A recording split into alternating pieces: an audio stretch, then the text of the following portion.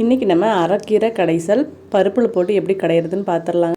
அரைக்கீரையில் இருக்க இலையெல்லாம் வந்து நீட்டாக கட் பண்ணி எடுத்து வச்சுட்டு அதோட தண்டு வந்து கொஞ்சம் இளந்தண்டாக இருந்தால் அதையும் வந்து கிள்ளி எடுத்து வச்சு நீட்டாக 2 டைம் தண்ணியில் அலசி எடுத்து வச்சாச்சுங்க. இப்போ ஒரு மண்பானையில் ஒரு 5 பச்சை மிளகாய் சேர்த்துருக்கேன். நான் இது கூட பருப்பு சேர்த்துறதுனால மிளகாய் வந்து கொஞ்சம் எக்ஸ்ட்ரா சேர்த்துருக்கேன்.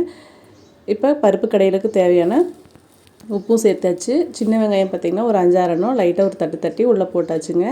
பச்சை மிளகாயும் வெங்காயம் தண்ணியில் வந்து நல்லா கொதித்த பிறகு நம்ம எடுத்து வச்சுருக்க கீரையை வந்து உள்ளே சேர்த்துக்கலாம். கீரை வந்து நல்லா உள்ளே சேர்த்தும் போது பார்த்திங்கன்னா நிறையா இருக்கும்.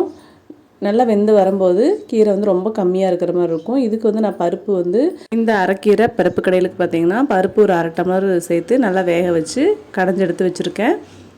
இப்போ வெங்காயம் பச்சை மிளகாயோடு சேர்ந்து கீரை வந்து நல்லா அப்படியே மசியட்டும். நம்ம உள்ள கீரையை போட்டதையும் அப்படியே விட்டுடலாம்.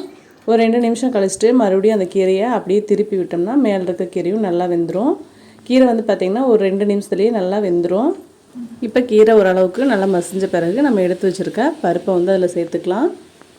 பருப்பு வந்து பார்த்திங்கன்னா லைட்டாக கடைஞ்சி எடுத்து வச்சுருக்கேன். அது கூட நம்ம கீரை கூட சேர்த்துக்கலாம். இப்போ பருப்போடு சேர்ந்து கீரை வந்து நல்லா வெந்து வரட்டும். இதுவுமே ஒரு 2 நிமிஷம் 3 நிமிஷம் வந்து அடுப்பில் வச்சுருந்தா போதும். காரத்துக்கு வந்து நான் பச்சை மிளகா வந்து ஒரு 5 எண்ணம் சேர்த்துருக்கேன். இது கூட கொஞ்சமாக நான் சாம்பார் பொடி மட்டும் ஒரு ஸ்பூன் சேர்த்துக்கிறேன். இப்போ கீரை வந்து பருப்போடு சேர்ந்து 2 நிமிஷம் நல்லா வெந்த பிறகு நம்ம ஸ்டவ் ஆஃப் பண்ணிக்கலாம். இறக்கும்போது இது கூட கொஞ்சமாக நம்ம தேங்காய் மட்டும் ஒரு 2 ஸ்பூன் சேர்த்துட்டு நம்ம இறக்கிடலாம். பருப்பு வந்து கீரையோடு சேர்த்து இந்த மாதிரி நல்லா பருப்பாக மூத்து வச்சு கடைஞ்சி எடுத்துக்கலாங்க. அப்படி இல்லை அப்படின்னா மிக்சியில் போட்டு ஒரே ஒரு சுத்தம் மட்டும் சுற்றி நம்ம இறக்கிக்கலாம்.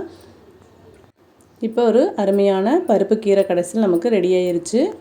இதே மாதிரி நீங்களும் ட்ரை பண்ணி பார்த்துட்டு எப்படி இருக்குன்னு கமெண்ட்ஸில் சொல்லுங்கள். வீடியோ பிடிச்சிருந்தா சேனல் சப்ஸ்கிரைப் பண்ணிக்கோங்க.